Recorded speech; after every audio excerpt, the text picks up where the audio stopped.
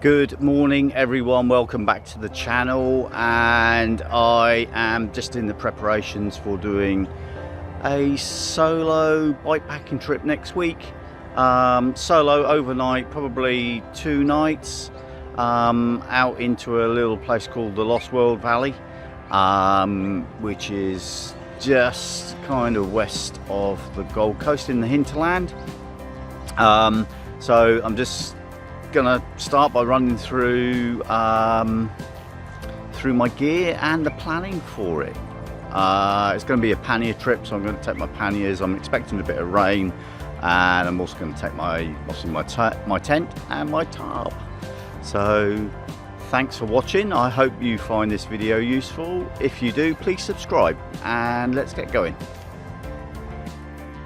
So the plan is to start at a small town in the hinterland off the Gold Coast called Canugra, and just travel in through the back roads, quiet, low traffic roads, through to a small place that's called the Lost World Valley. Now this is the back of the national parks, back of the Lamington National Park.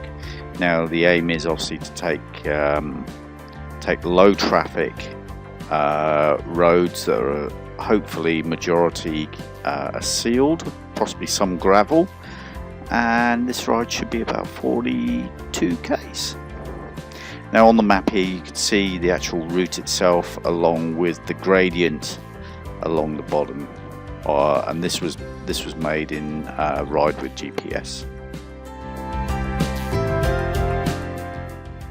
Here is my gear all laid out, and starting from left to right, we'll just run through it. Now on the bottom there you have my sleeping mat. That's a Kathmandu inflating sleeping mat. Then just above it I have my sleeping bag. That's a +10 light summer sleeping bag. Next to it I have a Sea to Summit extreme sleeping bag liner, which I use, and then above it I just have some warm clothes. And then moving on, just above that I have my Jetboil, and next to that I have all my electrical, all my techie gear, such as my drone, my battery tank, cables, along with the dry bag, put it all in. And then moving on, I have all my camping gear. As we're expecting a fair bit of rain, there's a tarp, my tent, which is a Nemo 2, and 2 Olive high bowl roller coaster panniers.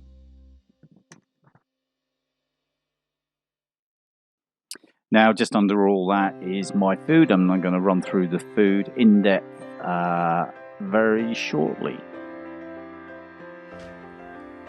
So now let's move on to food. Now I like to try and eat reasonably healthily traveling. It can be hard, I know, however I do like to try it. So I kind of base this on military ration packs, where they use tins as least as possible, so it's mainly sachet sort of stuff. Good thing about sachets is they're light, and obviously they're keeps fresh, so you don't need to refrigerate. So to start off with, I have quick oats for breakfast, so I've got a few packs of those. I'm only planning on 2 nights on this trip, so these are honey flavored quick oats. There you go. And moving on, I've then got tuna in sachets, and this is the Savcol, 17 grams of protein. So yeah, and it's got different flavors. Now in Australia the food labeling is pretty good, and they give you a little star value to tell you whether it's good for you, and this has got 4 stars, so I'm assuming that is pretty good for you. So Savcol tuna in sachets, and I've got 2 flavors: lentils and sweet corn, couscous, quinoa, and something. I haven't got my glasses on. Quinoa and something. Anyway, it looks a bit spicier, that one. Okay, So then moving on to dinners, I again sachets. I go for Ainsley Harriet's couscous. This is Moroccan medley, and again, Ainsley hasn't got the stars on his packet, but I know couscous is pretty good for you. And then I mix that on top with more tuna in the sachet, and again 4 stars obviously, different just a couple of different flavors as well to give it a bit of oomph. So I've got hot buffalo style and spicy mayo. And then for duff or dessert, as we like to call it, I've got chocolate custard because I like chocolate, and then I've got strawberry flavoured fruit custard, and again that's 4 stars. So I'm doing pretty well on this trip. So that's going to be about 2 nights worth of food, 2 days worth of food, and also as well, whilst I'm down in town getting ready, I may also go and get some eggs, just to boil some eggs up, because eggs are great as well. They last for ages. Obviously they're sealed, and once you've boiled them, they'll last for at least a couple of days. Obviously keep them out of the sun, but there you go. So that's the food that I am taking with me. Now we're off. Now I left Canogra about probably 20 minutes, half an hour ago. Took a bit of time to get set up. Now that road from Canogra, I've done about 5k's on. It was a really busy road, no shoulder, and now I've turned left and just heading inland into the kind of the hinterlands. So I'm just going to let you have a look around and just show you where I am. So this is I think the Nerang Bow Desert Road, and just over in the distance there you can see Tambourine. This is horse racing country, and it's very green.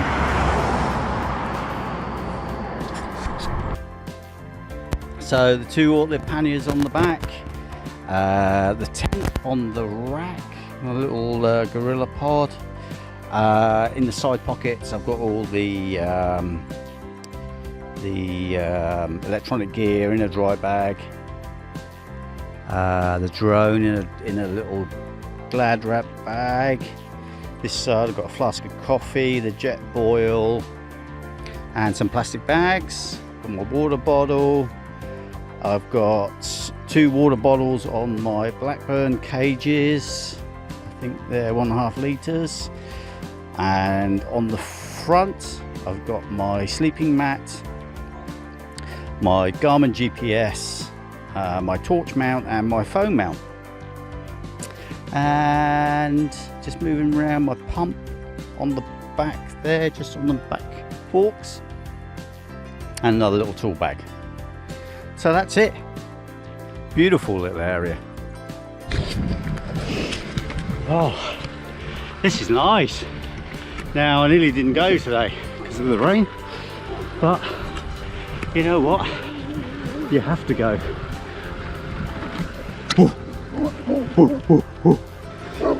Just look at that scenery.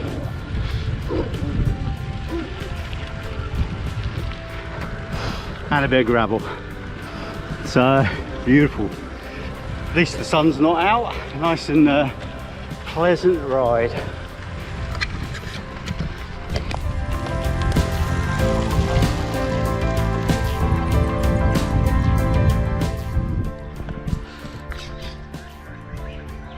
Off for a little rest and found this little jacaranda arbor.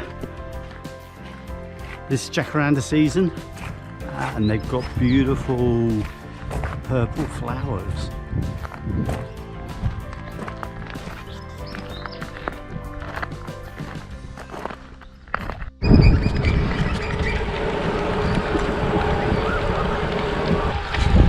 Very nice. Been a mixture of tarmac and gravel, with a couple of shared roads in the middle, which basically means tarmac in the middle, gravel on the outside, and there's only enough room for one car on the gravel. Sorry, on the tarmac. So a couple of those, but this is actually really very nice. It'll be a great ride, great short weekend camp, riding camp. Nice and quiet. Probably only seen about 3 cars in the last hour, so great.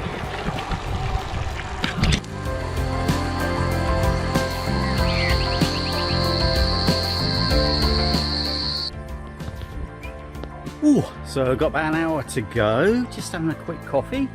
If you feel tired, you haven't drank enough coffee, so there you go, just a bit of coffee. I've got a few mates come to watch.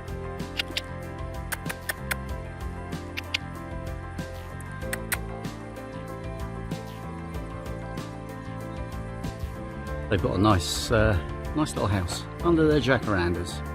So I reckon I've got about another hour to go. And so drink coffee, crack on. Change of plan. Now I've just got to the end of this road. Right with GPS and Google Maps said that it was okay. Got to the end of this road and it ends in a farm. Now it is a gazetted road. So the farms, I would say, has put a gate across it.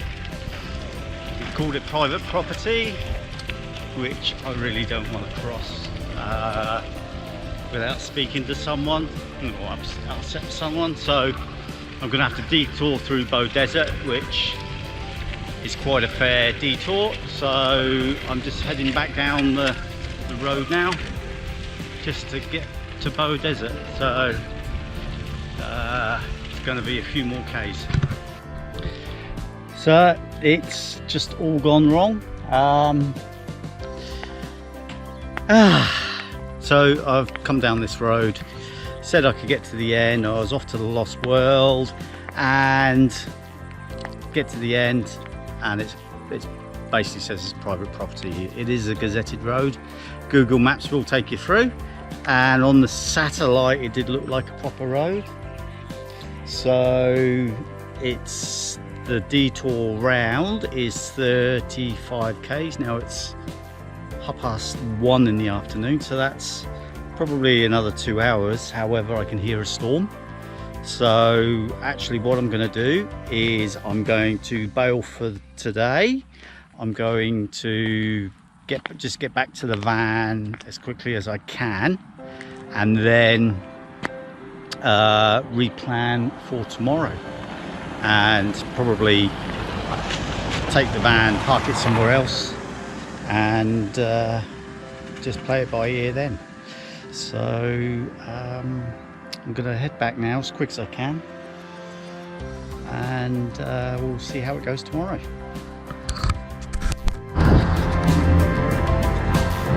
Okay, so a change of plan. I didn't bail. I got to the junction that was taking me to Bow Desert. Now the anxiety I had was this Bow Desert road, very fast. I didn't know what the shoulder was like. So anyway, I took it. There's been works on it, and it's a lot better than it used to be. And so now I'm into Bow Desert. I've only got about 15 k's to go, so really happy. The storm looks like it's holding off, although I think we're going to get one later on. So I'll touch base for you later. And this is where I should have came out.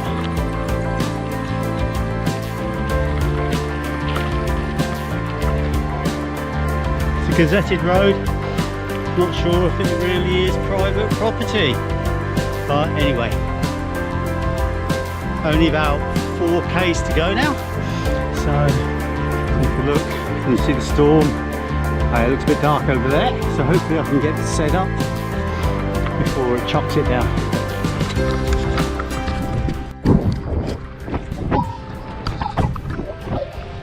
Oh, this last 7 k's has been a killer. This last 7 k's has been a killer. Keep looking at my GPS. That's the problem with them. It keeps telling you the distance, and it doesn't seem to be getting any shorter. So, but I reckon another half an hour I can get in, get the tent up, relax, have a bit of dinner, and decide what tomorrow brings. Woo. It's good though, it's nice to be out on the road. And you know, see lots of interesting things. This church, middle of nowhere, classic. Okay, head down, arse up. Let's get this last few Ks knocked off.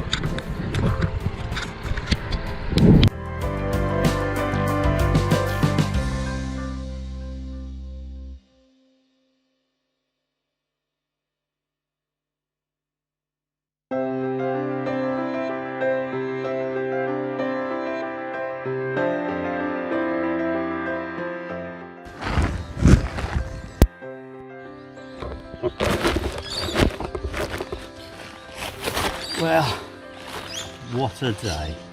So that detour cost me 25 Ks, so instead of being a like 42 odd K day, it turned out to be a 65, 67 K day. The bike did pretty well, couple of bars left on the battery. Not going to get me home, but I will probably stop in Bow Desert on the way back and just charge up the bars there. I've got a bit of cramp, so now it's time for dinner, and I've decided that I'm going to go for spicy mango and Ainsley Spice Sensation. So I'm going to get that ready, get that on the boil, get sorted, and then we can relax. Well, that's me all tucked up in, well, just about to get tucked up in bed. It's quite a warm night. I'm not sure that I need a sleeping bag, so I'm probably just going to unzip it and use it like a duvet type thing. Now, it's been a great day and it's been good to get back out again. And I'll see you in the morning.